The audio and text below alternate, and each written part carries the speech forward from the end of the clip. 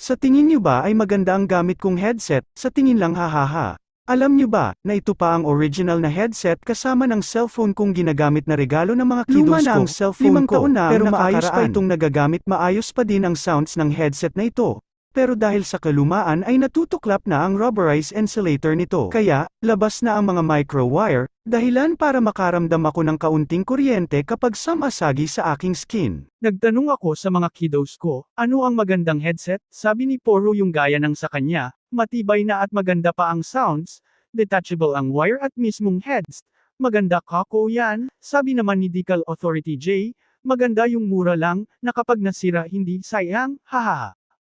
Nagbabrowse ako sa aking TikTok, may nagsabi maganda daw yung headset niya, umaabot ng 4 na oras, magkano? 199, subukan ko nga ito, at ito na nga, the same lang sa mga dati ko nang nagagamit, may sounds naman at nalolobat din, tatagal din siguro ito, anong kulay nito guys, hahaha.